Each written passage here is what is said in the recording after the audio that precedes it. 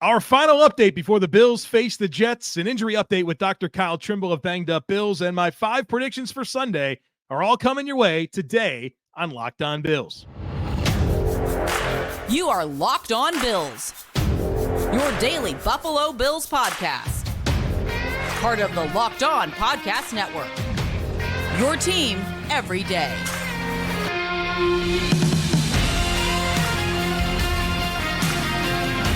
What's up, Bills Mafia? It's Joe Marino, author of Go Bills and Buffalo's Run, also the co-host of the Locked On NFL Scouting Podcast, and I'm your host of Locked On Bills.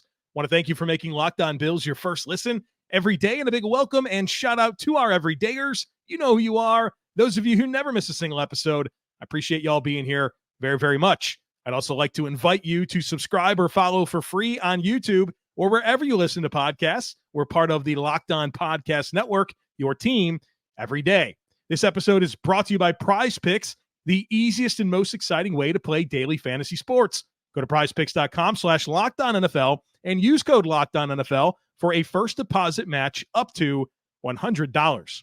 Well, folks, welcome back. This is our 7th episode since the Bills played the Broncos, and it has been a busy, busy week. Now, I can tell you this will be our final episode and our final conversation before the Bills play the Jets, but whether it's our normal content or Ken Dorsey being fired, there's just a lot to get into this week. And I want to start our conversation today with some thoughts about Sean McDermott, some thoughts about Josh Allen and the direction of this football team and exactly what's on the line over these final 7 games. And after that, we'll get to Dr. Kyle Trimble of Banged Up Bills, and I'll give you my 5 predictions for Sunday. But I want to get into Sean McDermott and the direction of the team, because when he fired Ken Dorsey in the middle of the season, it was a big move. It was a big move. And with Leslie Frazier no longer here, with, of course, Heath Farwell, the special teams coordinator, not being retained after the 13 seconds fiasco, and now Ken Dorsey being dismissed, not a whole lot of places left to point the finger. And so I think we have to have a conversation about Sean McDermott.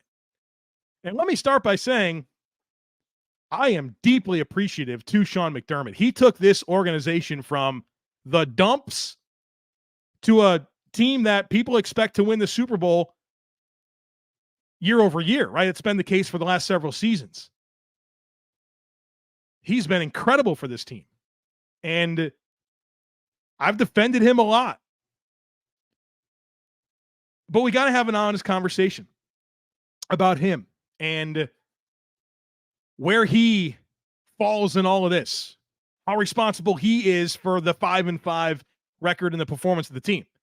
To me, he's deeply responsible. He's the head coach. He's in charge of all of it. But it all brings up bigger questions.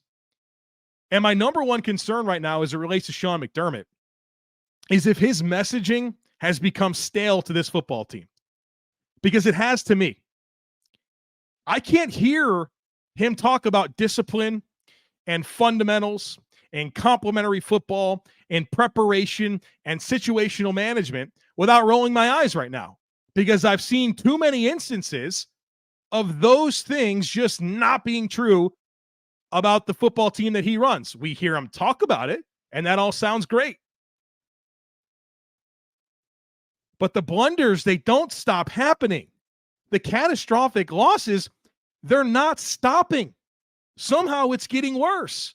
And as I've said multiple times since the Denver game, the concern is that all the big lessons that you thought you learned from the past that were supposed to set you up for future success and help you, they're not helping you. You're not getting anywhere closer. Your team is regressing. You're 5-5. I understand there's injuries. I get all that. But injuries don't have anything to do with having 12 men on the field. Injuries on defense don't have anything to do with the offensive execution problems. Injuries on defense don't really have much to do with catastrophically bad defensive play calls that have directly lost you football games. Sean McDermott just continues to get outcoached in high leverage situations at a rate that's unacceptable. And so, yeah, his messaging to me has become very stale. And that's as a big supporter of him. What does that mean for the locker room? And that's my concern. And Sean's starting to sound a little goofy to the media. Talking about subculture? I've never heard that word before. Subculture? Pointing fingers? Reminding us that his defense is hurt and that the offense is continuing to put them in bad positions? It's starting to sound a little goofy. And I'm deeply concerned, not only that his messaging is stale and maybe the locker room's not behind him, but has this Bills team in its current state plateaued? Has it expired? Has it done all that it can? And if so, when you look back at the run, was it good enough? All these superstars, all this talent, best roster in the NFL, what do you have to show? 3 AFC East championships? That's been cool. And you got to the AFC championship game one time and you lost. 2 divisional round playoff exits. One catastrophically bad. Has that been good enough? Did he maximize this opportunity to head coach this operation? I think there's a lot riding on the last 7 games here. Now, I know that Sean McDermott signed a contract extension this offseason that signs him through 2027. That means something for sure. It does. And predictively, I'm not sure what it would take for Terry Pegula to fire Sean McDermott. You know, I don't know what that takes. And I can see Sean or Terry Pegula, even if the season, like if they're 5-5, let's say they go 9-8, and I can see him, you know, having grace for Sean McDermott. There were injuries, and Pegula thinking to himself, you know, building this stadium, Sabres got their own troubles. You know, like, do I need to go through a coaching search? Like, I can see that rationalization and kind of just giving another year, right? You get a mulligan. You've been really good. You get a mulligan. So I don't know what's on the line. I don't know if Sean McDermott, if there's a real world where he can be dismissed, but I think it's worth talking about right now. I really do. And that's a place that if you've been listening to this podcast, you're probably surprised that I'm there. But I want to have the conversation and talk about the last 7 games and how important they are for this operation to continue building and trying to accomplish what they've been trying to do over the last several years. Now, one thing that I've said repeatedly is that I do get nervous about Terry Pegula and him leading a coaching search if that has to be done. I've seen his coaching searches. One of them led to the hiring of Rex Ryan. How does that happen? How do you sit across from Rex Ryan? How do you know who he is? How do you examine his history with the Jets and think to yourself, you know what? Yeah, put that guy right there. That's going to be my head coach. I don't know how you get there. I don't know how you hire a used car salesman like that to run your football operation. I don't know how you do it, but he did it. Ralph Kruger with the Sabres. How do you hire that guy to be your head coach? Like, I've seen what he's capable of, and that makes me quite nervous about Terry Pegula hiring the next head coach of the Buffalo Bills. Now, I do think that if the Bills do move on from Sean McDermott, that Brandon Beane should stick around, unless you want to completely blow it up, and I think that's drastic. I think Brandon Beane, despite some misses, right? He has had misses. Every GM has misses. I think he's delivered a championship caliber roster over the last 4 seasons that's had a chance to go all the way. And if you get rid of both of them, then you have massive turnover. You're taking a big step back. I don't think you need to do that. So that's kind of my thoughts there. General thoughts, Sean McDermott, the future here, all of that. But I think from here, we also have to have a Josh Allen conversation. And Sean McDermott said some things this week that I think forces us to have this discussion. This is a quote here from Sean McDermott on the importance of seeing energy and fun from Josh Allen on the field. He said it's huge. He's the leader of our football team, let alone this case, the offense. I think just getting him back to having that look in his eye and having some fun out there. The guy that we watched over the years here, but also at Wyoming, just going out there and having that joy when he's playing. McDermott on why he thinks that's dissipated with Allen over the last few weeks. This is what McDermott said. He said, yeah, I have my own thoughts, but I won't go there right now. But just overall, just where we're trying to go offensively, where we're trying to go as a team, that's really where I'm focused on. Is that the vision of, hey, what do we need to do and what needs to be back? Those traits, I guess you say, is important. Josh just isn't Josh right now. And I've been asked by a lot of you about that. And I've found myself pretty dismissive of it, perhaps because I didn't want to believe it. But between Josh Allen's post-game comments after the Denver loss, his midweek comments this week, plus the comments that I just read from McDermott, and even what McDermott said earlier this week about his headspace, it's undeniable. We got to talk about it. What's up with Josh Allen? Well, here's what we know. I think you have to acknowledge that Josh Allen is coming out of a very serious long-term relationship. We're not going to get into specifics there. We're not going to speculate, but it's not a small deal. We're all human beings. We've all had circumstances personally in our lives, and that can affect the way that we act and the way that we perform. And I am not saying that Josh Allen and getting out of a long-term relationship is the reason he's not playing as well as he can. But it is a significant life event that I think is worth bringing up and mentioning under these circumstances.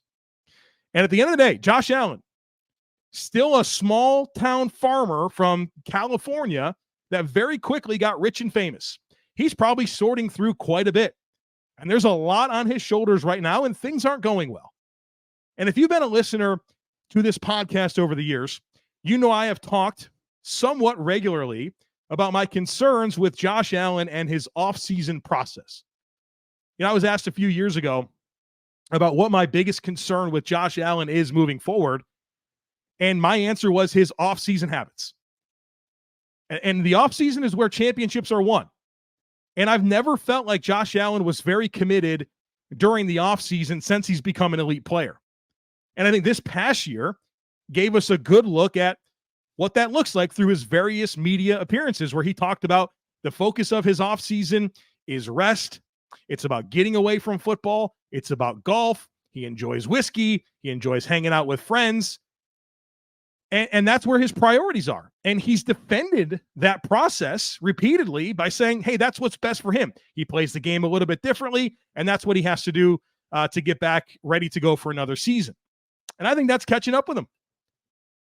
I think he's being outworked right now. I think he's being outworked and out-executed by the other top quarterbacks in the NFL. And so he had a stagnant offseason once again. He's played sloppy football. He's not getting the results that he wants. There's huge consequences to that. There's a lot of people riding on Josh Allen and his performance, and that includes the hand-picked offensive coordinator that he wanted getting fired after 26 games. And so there's just a lot riding on these next 7 games. But I think when you just try to piece it all together and you're trying to figure out what's up with this football team, they're 5-5. They're not performing. Josh Allen looks sloppy. The OC just got fired. What's going on here? I think this is the stuff that I'm starting to think about. Between Sean McDermott, between Josh Allen, the conversations that we've had this week, what I shared in this opening segment, I think that's all very relevant in this broad scheme of what's up with this? Why are they looking sloppy? Why are they seeming to regress? And it's bigger than just injuries on defense, folks. It really is. And I wanted to get that out there. I wanted to put that out there. And again, I think a lot's going to ride on these last 7 games. What do they look like? Do they go 5-2? Do they make the playoffs? Do they bottom out? You know what I mean? The book's going to write itself here. But there's a lot riding. And there's some big decisions and big questions that are looming. And how this team performs over the last 7 games is going to set the course of this Buffalo Bills football team for years to come. All right, folks, we're going to talk to Dr. Kyle Trimble of Banged Up Bills about the injuries here in just a moment, so stick with me. But I got to tell you about PrizePicks. PrizePicks is the funnest, most exciting, easiest way to play daily fantasy sports. The format is incredible. It's just you against the numbers. It's not you against thousands of other players, including the pros, including the Sharks. It's just you against numbers. Here's what you do. You pick 2 or more players, you pick more or less on their projected stats, and you place your entry. That's it. It doesn't take long. Picks can be made in under a minute. And then when you win, the withdrawals are super, super quick. I love watching all these sports right now. I love them even more when I have a PrizePicks entry going into a slate of games. It just makes it that much more exciting. So go to prizepicks.com/LockedOnNFL and use code LockedOnNFL for a first deposit match up to $100. Again, that's prizepicks.com/LockedOnNFL and use code LockedOnNFL for a first deposit match up to $100. PrizePicks, daily fantasy sports made easy. I'm joined now by Kyle Trimble. He's a doctor of physical therapy. He runs bangedupbills.com. You can follow him on Twitter at bangedupbills. He joins us each week to talk injuries ahead of the Bills game, and we've got a few of those. Got a couple of big picture things as well to dive into. Let's start with the players of consequence. We have 2 players on this injury report that have a game day designation. Let's start with defensive tackle Jordan Phillips, knee injury, didn't practice Wednesday, limited Thursday, full on Friday, questionable for the game. Seems like he's trending in a good direction, though. Absolutely. So just to recap what happened with him, he collided his right knee with McGlinchey of the Broncos early in the second quarter, limped off briefly, and then came back and played the rest of the game. And he still played pretty well. I thought at the time he kind of got the wind knocked out of him, and he kind of just slow to get off. And then you see he didn't practice at all on Wednesday with a knee, so which forced me to go back and look at the film. It looked like just a general knee collision, but I do commend Phillips on, still playing through the injury despite not being able to practice later on in the week there. So I thought he still played pretty good. And I know he's been a guy that we've been on lately because of all the injuries, but he still mans up and gets through the game when he needs to. Trent Sherfield, the other player with the game day designation, an ankle injury. We saw him hobbling off at halftime against Denver. I'm a little surprised at the trajectory here. Didn't practice Wednesday, limited Thursday, full on Friday. I thought that might be a bigger deal. What do you got for us on Sherfield? There's not a lot because the camera angles weren't great on that, whether it was all 22 or broadcast or, just the game day, film.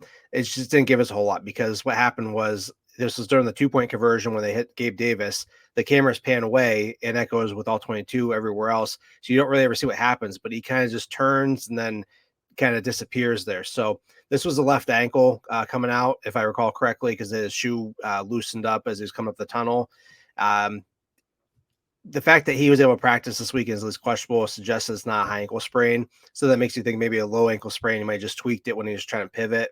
And the fact that he's questionable makes me think he might try playing, but you have enough wide receiver depth. You let this guy sit if he can't go through his routes there. So we haven't seen him really do anything in practice.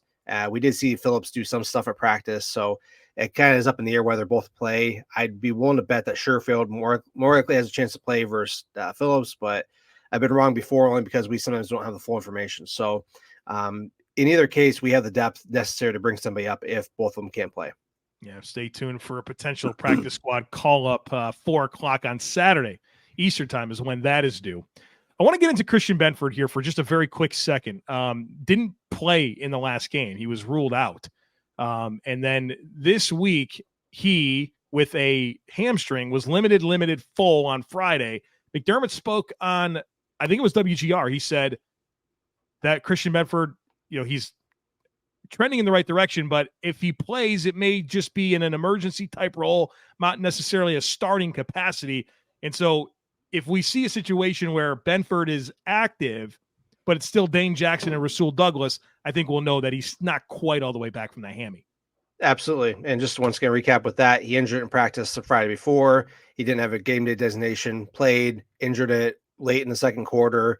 They said he was unable to, or he could have returned if they needed to, and then didn't, then missed the next week there. So I think it's still going to be playing touch and go where it's like, yeah, you can play through it, but let's not push it and let's not use you if you don't have to, which I think is a smart choice, especially with the stretch of games coming up. Milano and Trey White, we're going to talk about them in just a second, but the Jets have a pretty big injury. That's Garrett Wilson. It's an elbow. Listed as questionable. I understand he's come out and said he's going to play. I'm curious from you, what do you know about the injury and what limitations could he potentially be having on Sunday afternoon? So recap, he injured the right elbow, and they've come out in the media reports and said it was right elbow. And it seemed like he fell on it early in the second half, third quarter, where he was kind of going up out of bounds. And then as a result, either hyperextended it or hit it in some way. I did see that he had kinesio tape on the right inside portion of the elbow with the medial side, which suggests that maybe this is a medial elbow sprain, UCL, something along those lines there. If that is indeed the case, yeah, he's going to be out and play, but I question how effective he'll be on contested catches, if he can get up there and grip the football. So, whoever's covered him on Sunday, I hope that they're beating that elbow as much as they can, not to hurt him, but if there's a chance to dislodge that ball, if there's a chance to knock that ball out from a touchdown, a completion, what have you, that's a ripe opportunity, and they know that it's there. So you might as well take advantage of it when you can. Yeah, Jets offense needs all the Garrett Wilson they can get, and so I'm sure him at a limited capacity. I mean, if they don't have Garrett Wilson, you want to talk about just a disaster of pass catchers at receiver. They need him. So that'll be something to monitor. Let's talk Milano. Let's talk Trey White. Let's get to Matt Milano first. We had a couple of really good listener questions, and I think a lot of people are curious about these guys. So I'll let you kind of dive in on Matt Milano, and I'll set the table here on the Trey White side of things. Sounds good. So I had Jeff reach out today. He goes, "Hello, Dr. Trimble. Is there any way you can please obtain an update on Matt Milano's injury and talk about it on Locked On Bills? Is all the surgery complete and metal brackets removed from bone? Was the surgery successful? Is he walking without a brace or crutches? Could he come back this year? Milano is in the building. I'm not sure why Coach McDermott treats it like a national security secret. Thank you." He does. And that's why I think it gives me the platform. Yes, that's why it gives me the platform to talk about what I'm talking about here. So to go back and answer some of the questions were bolded there. Is all the surgery complete and metal brackets removed from bone? The surgery was complete probably the day of or day after the initial injury happened. It's likely happened in England.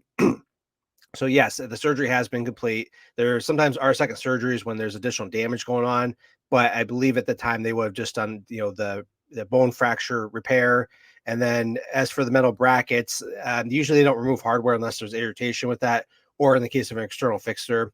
There's other instances, but generally they can keep hardware in there and just leave it because it's just part of the whole body at that point. Was the surgery successful?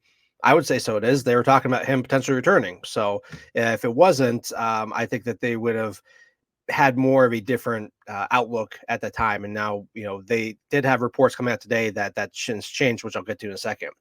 Is he walking without a brace or crutches? I don't know. They say he's in the building, but I haven't seen him moving around. With a tibial plateau fracture, which I thought it would be, he might still be on crutches, might be partial weight bearing at this point with him being 6-7 weeks out. But I can't imagine he's going to be fully weight bearing yet, just with the demand of the tibial bone for the healing and whatnot. So it's unfortunate, but that also might have been why, they were saying what he was saying today with his progress. And then could he come back this year? Sean McDermott said no. They really don't think so. And just based off the progress he's having, whether that's the bones not healing as quick as they want or the rehab, he's having some setback.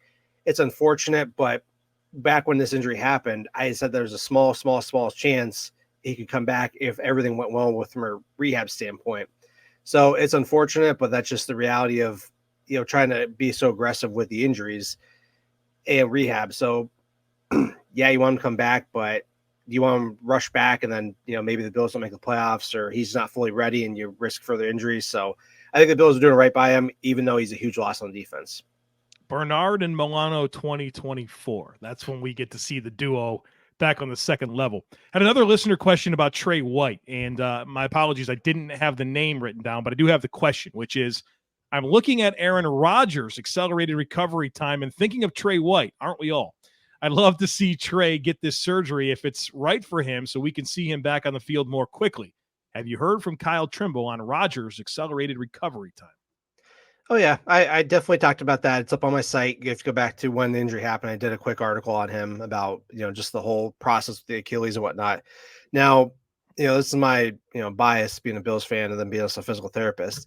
I don't think there's a shot in hell that Rodgers comes back. I think it's all a show. I think it's a way to keep him in the media, all that fun stuff there. But if there is a shot, sure, fine. Go ahead, beat it. But going back to the original question with Tre'Davious White getting the Aaron Rodgers surgery, well, this surgery was out well before Aaron Rodgers ever made this popular. Cam Akers made this more popular last year, returning in 5.5 months. And really what this is called is a speed bridge. And the speed bridge is minimally invasive, but it's basically just a different way to attach the Achilles back to the bone or wherever the tear is at there. As for whether Trey got it, we don't know. A lot of times the Achilles repairs come down to how much damage is in there, where the damage is at, and how acute or chronic the injury is. We know the Trey, it was acute, and we just don't know what type of procedure he had. There are different types that are a little more minimally invasive, but there's one that's called the PARS, the percutaneous something. I can't find it right now, but basically that allows you to kind of go in with minimal incisions and sew everything back up. The concern is you can hit the sural nerve, which could cause some problems with sensation and possibly motor movement as well. So sometimes they do the speed bridge, which connects the Achilles more at the calcaneus, is where the Achilles attaches at there. So we don't know. We probably won't ever know. I will say that it does come down to surgeon preference, because while Aaron Rodgers got the speed bridge and it's all this magic stuff here, Kirk Cousins of the Vikings did also have the Achilles tear, but he did not get the speed bridge because of the type of injury he had. So it doesn't answer the question, but there's also so many variables that A, I'm not making a decision on as a PT, and B, I'm not, talking with a surgeon to determine what type of procedures in there. Either way, we should see Tre'Davious White back in sometime in 2024. I question what type of player he will be just due to the Achilles and the ACL. But, the fact that modern medicine's coming so quickly, the chance that guys can kind of return in season, or the discussion of it, and that they can come back and hopefully play at a similar level is impressive compared to what we were 10, 20, 30 years ago. You say the calcaneus? Was that what you said? The Achilles, the calcaneus? The calcaneus. So that's your heel bone. Yeah. That's what I was. I normally just say heel bone, but from now on, I'll say calcaneus. So make sure that I use big words here. Yeah, I love it, man. I love it. Where else can you get this stuff? Thanks for joining us, Kyle Trimble. Make sure you guys follow him at Banged Up Bills. BangedUpBills.com is the website. As always, thank you for sharing your expertise with us. Thank you, and go Bills. Folks, I am obsessed with DoorDash. The convenience is simply unmatched, especially in my busy life. It's incredible. I mean, they will bring you groceries right to your front door. They'll bring you food from your favorite local restaurants right to your front door. If you want a Milky Way and a Gatorade from the gas station, they'll bring it right to your front door. It's incredible. In fact, I just really love being able to get food from my favorite local restaurants. Mike's Bagels up the street here, best bagels in town. They'll bring me a bagel, apple juice. They have great salads. I get them dropped off all the time. So check it out. I know that we're all trying to figure out, when we're going to get to the grocery store, what's for dinner, what we're going to snack on. You don't have to worry about that stuff anymore. DoorDash can handle that for you. And we got a good deal for you. Get 50% off up to a $10 value when you spend $15 or more on your first order when you download the DoorDash app and enter code LOCKED23. Subject to change, terms apply. Again, don't forget to use code LOCKED23 for 50% off up to a $10 value on your first order when you download the DoorDash app and spend $15 or more. Subject to change, terms apply. All right, folks, it's prediction time. Bills, Jets, Sunday afternoon. I've got 5 predictions for you. I would also like to invite you to join the Locked On Bills subtext community. We are having fun. Here's what you get. Well, first of all, it's a text messaging thing where, we can text back and forth. I'm only a text message away. We can talk Bills football anytime you want to. But also, I send out regular updates. So if there's big news with the Bills, I'll give you my first reaction. Of course, when Ken Dorsey was fired, that happened this week, as well as in-game analysis. So pretty much after every drive, I'll send out some thoughts, and that goes to our subtext subscribers. So check that out if you want to join. There's a link in today's show notes, but we've also added a Discord community with it. So if you have the subtext, you also get access to the Discord, where we have multiple channels talking Bills, NFL, Sabres, fitness, all kinds of stuff, including a films clip channel where I post my all 22 clips, and I'll walk through different plays and talk about what I'm seeing every single week. So don't miss out on that. Again, the Locked On Bills subtext community. Join it. There's a link in today's show notes to be part of that. So if you're on YouTube or wherever you listen to this podcast, click on the show notes. You can join the Locked On Bills subtext community. All right, let's get to these predictions. I got 5 of them for you per usual. Number 1, I think the Bills outrush the Jets. I think the Bills have more rushing yards in this game than the Jets. Maybe that's a hot take. The Jets don't really have much going for them passing the football. Garrett Wilson is questionable for the game. Surely they're going to lean on Breece Hall, and Breece Hall had the big explosive runs against the Bills in week 1. I think that the Bills defense, run defense, has been a lot better since then. I think they've been pretty good over the last month.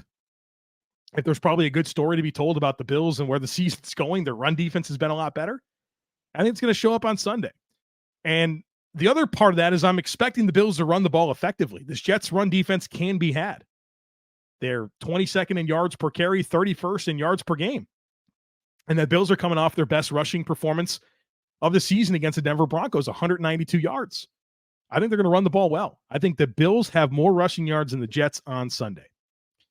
Number 2, and this might be the craziest thing I've ever predicted. I can't believe I'm going to say it. I think the Bills are going to have a clean turnover game. I don't think they turn over the ball. I don't think they're going to do it. And I know this is against the Jets, who they love to turn the ball over against. But, I mean, if this message wasn't loud and clear, and I hope that you listen to our podcast that I dropped on Friday afternoon about Joe Brady and the future of the Bills offense. The big thing here with this entire decision is that the Bills sent a huge message that you better clean it up on offense. You got to think for this week, they take care of the football, right? Like that's, even Joe Brady talked about that this week, is not turning over the ball. I think they get at least a 1-game bump on being clean with the football. So I'm predicting no turnovers for the Bills. Number 3, I think the Bills, once again, on defense, get 3 or more sacks. You know, the Bills, prior to that Denver game, they'd kind of been in a little bit of a slump when it comes to sacks, but they finally get some sackable quarterbacks in Russell Wilson and now Zack Wilson. Zack Wilson's been the most sacked quarterback in the NFL over his last 4 starts, over 10% of dropbacks. He gets sacked. He knows the importance of not turning over the football and, throwing interceptions. To his credit, he hasn't thrown that many. I think only 6 this year. I think that he will eat the football before he puts it in harm's way. I think the Bills get 3 or more sacks on defense. Number 4, it will go to FanDuel here. We'll give you a little player prop. FanDuel has Zack Wilson's passing yards over-under set at 206.5. I think you should smash the under on this. And Zack Wilson has gone over 206.5 passing yards in each of his last 3 starts. I don't think it happens this week, especially if Garrett Wilson doesn't play. I think they're going to try to play this game close to the vest, lean on their defense, run the football, and really not put much on Zack Wilson's shoulders. So I think he's under 206.5 passing yards against the Bills. Lastly, I think the Bills win the game. I do. I think they get a big bump from the coordinator switch. I think this is a team with their backs against the wall. They've already lost to the Jets once this year. They got to come out swinging. They got to take care of business. And they got a chance here. I mean, look at this AFC landscape. 2 teams ahead of you right now, the Bengals and the Browns. They just lost their starting quarterback for the rest of the year. I mean, you got a chance here. The season is not over. You got Josh Allen. The Bills get in there as a wild card. I promise you, nobody's going to want to host the Bills in the wild card round of the playoffs. You got a real shot here. So go do it. That starts with beating the Jets on Sunday afternoon. So there you have it. We're done talking about everything since the Denver game. It's over with, right? We've done all the preparations for the Jets game, the haze in the barn. All that's left to do is for us to watch the Bills play the Jets and get us a victory Monday. Boy, do we need that bad. So I appreciate you being here. I'll be back, of course, all next week with more content, usual stuff. I know Thanksgiving is next week as well, so I'll figure out our plan there. I'll be on Bleacher Report immediately after Bills and Jets finish, so make sure you check that out. And then, of course, I'll be getting to work on the post-game podcast. Join the Locked On Bills subtext community. Would love for you to be part of that, and would love for you to take a moment to make sure that you are subscribed to this podcast. Would love it if you rated it, you left a review, you shared it on social media. I appreciate that all so much. Have a great rest of your day. Go Bills, and I look forward to catching up with you again after the game.